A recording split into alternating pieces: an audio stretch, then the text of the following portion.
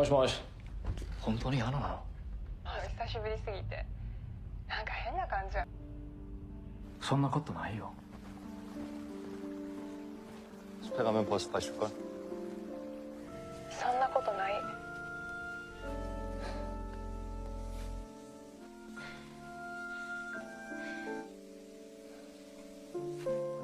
하나. 어디 뭐 팔인다고 님도 아니고 세상 이치를 아는 그게 말이나 됩니까? Rumor ketampanan dan kekayaan Ko Han-soo menjadi perbincangan hangat semua warga desa, dari mulai bapak-bapak sampai gadis-gadis. Ko Han-soo terkenal sebagai pria kaya yang menjadi idola para wanita. Bahkan pelayan-pelayan Ko Han-soo jatuh hati akan ketampanan majikannya. Namun ada juga rumor bahwa Ko Han-soo adalah orang yang sangat kejam.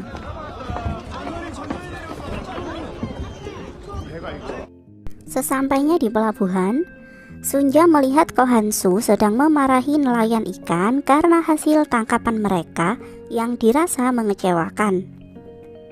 Sunja tak bisa memalingkan tatapannya dari sosok Ko Han-soo.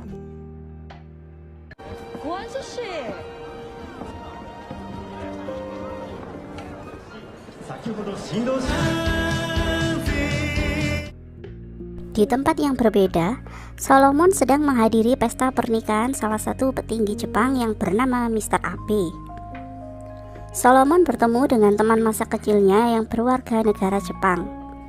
Dahulu Solomon dipandang rendah oleh ayah temannya tersebut, dan kini teman Solomon sangat kagum dengan kesuksesan Solomon sekarang.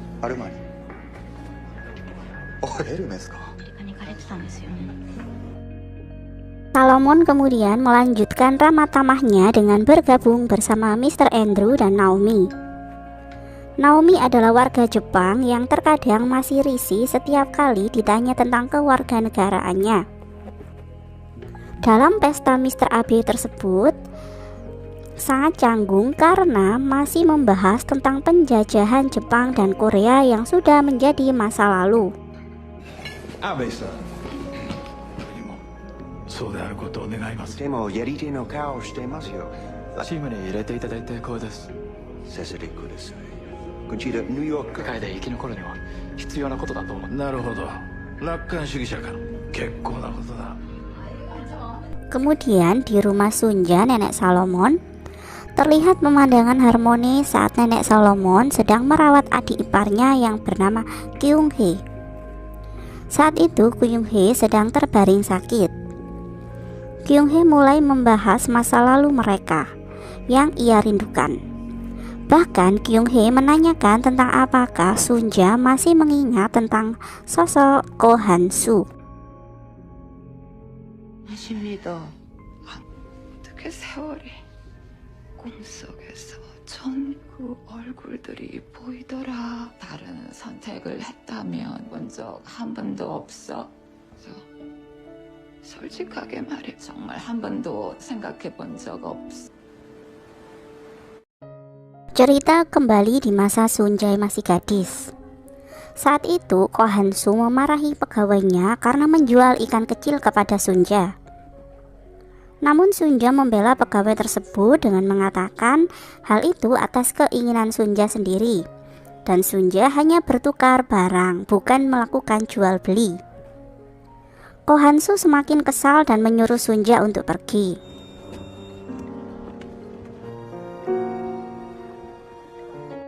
Sesampai Sunja di rumah, ia kemudian membantu ibunya. Kini ibu Sunja memiliki dua pembantu, yaitu Bo-hee dan Dong-hee. Sunja menjadi sinis ketika Dong-hee menanyakan tentang sosok Ko Han-soo yang terkenal akan ketampanannya. 산자야, 니도 봤나? 연생선 중 계산이 그래 잘생겼다. 무시를 날리고 없네. 뭐 별것도 없더만. Pain in my ass for the past 3 years. Di tempat kerja, Solomon, Mr. Andrew, dan Naomi membahas tentang pembelian lahan yang selama ini sulit untuk mereka dapatkan karena pemiliknya bersikeras untuk tidak menjualnya.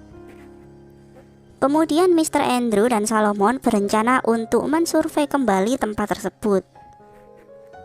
Di sini kita akan melihat bahwa Solomon adalah salah satu pengagum Mr. Andrew, karena Mr. Andrew sangat terkenal di kalangan teman-teman Solomon.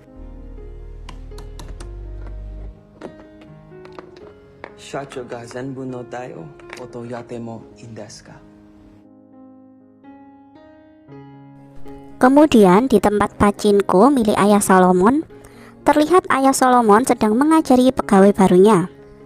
Kemudian datanglah pegawai bank yang mengurus pinjaman ayah Solomon untuk membuka cabang pachinko yang kedua. Kembali ke tempat Solomon dan Mr. Andrew yang sedang mensurvei lokasi yang perusahaan mereka inginkan. Solomon meminta Mr. Andrew untuk menaikkan harga agar pemiliknya bersedia untuk menjualnya. Fucking kidding me? She's turned down 3 offers for an offer that she can't possibly turn down.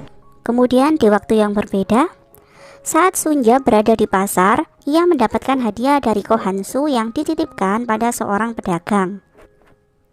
Namun Sunja menolaknya karena dirasa kurang sopan. Kemudian hal buruk hampir terjadi pada Sunja saat ia disekap oleh 2 pemuda Jepang. Beruntunglah Ko Han-soo saat itu datang di waktu yang tepat dan menyelamatkan Sunja. Ko Han-soo kemudian mengantar Sunja untuk pulang untuk memastikan keselamatan Sunja. Di sini Sunja dan Ko Han-soo mulai akrab, dan sebagai rasa terima kasih, Sunja berjanji untuk mencucikan kemeja kotor Ko Han-soo akibat perkelahian tadi. Mereka pun berjanji bertemu di tepi sungai esok siang. 샤츠도 버렸답니까? 너도 참 희한하다. 내일 빨래 타러 가자, 어디서.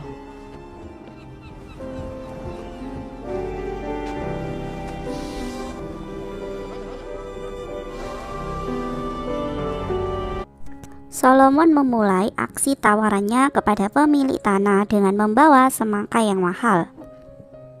Solomon dan nenek tersebut terlibat saling curhat tentang kehidupan mereka.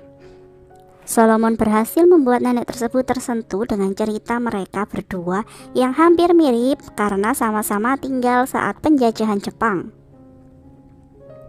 Namun nenek tersebut masih belum setuju untuk menjual tanahnya. 서로도 고집하세요.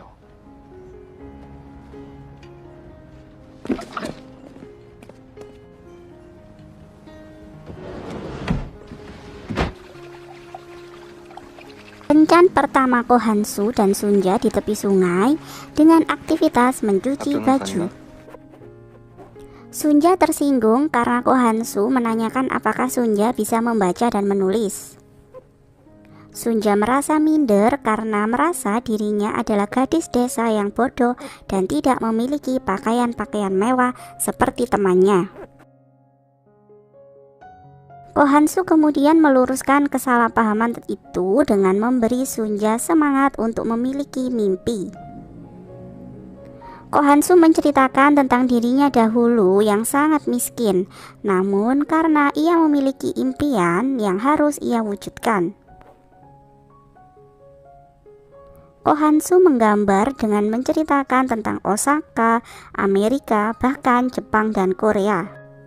Dari sini Sunja menyadari bahwa dengan luas wilayah yang lebih besar, harusnya Korea tidak bisa dijajah oleh Jepang yang lebih kecil wilayahnya.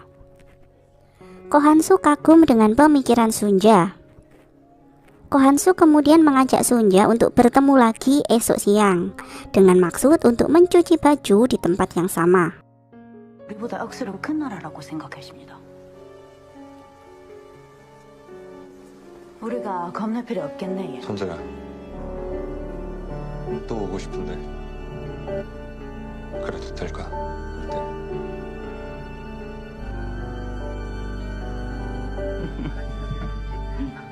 Di hari Sunja tua, kini adalah merawat adik iparnya yang menjadi teman tuanya. 그런 부류들 머지않아 피눈물 흘리게. 아닙니다. Kencan kedua Sunja kali ini diawali dengan mencuci baju lagi.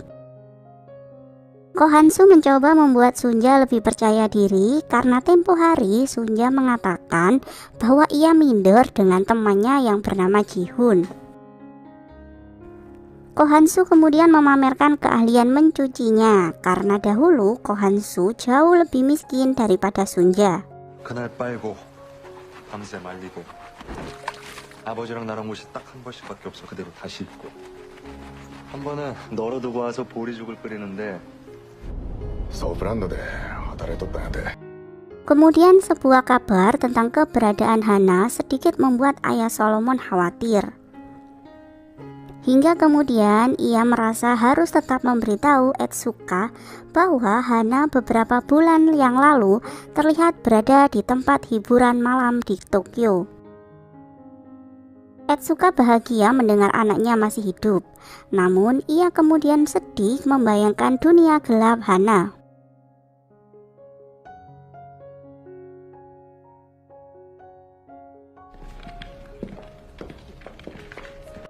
Kemudian di tempat yang berbeda, Solomon mendapatkan telepon dari Hana dan langsung mengenali suara tersebut. Itu adalah telepon yang sangat ditunggu-tunggu oleh Solomon selama ini. Solomon mengatakan ia sangat merindukan Hana. Hana sedikit menggoda Solomon dengan mengatakan bahwa ia cemburu dengan rekan kerja Solomon. Dan untuk sementara waktu, Hana belum bisa kembali ke keluarganya. Solomon sedikit bingung karena sepertinya Hana sedang memata-matai dirinya.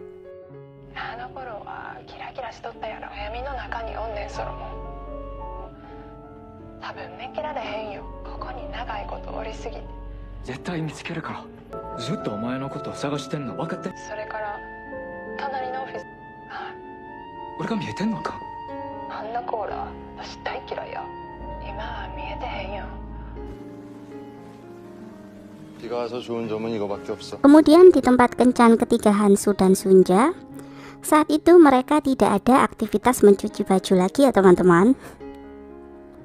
Hansu mengajak Sunja untuk mencari jamur.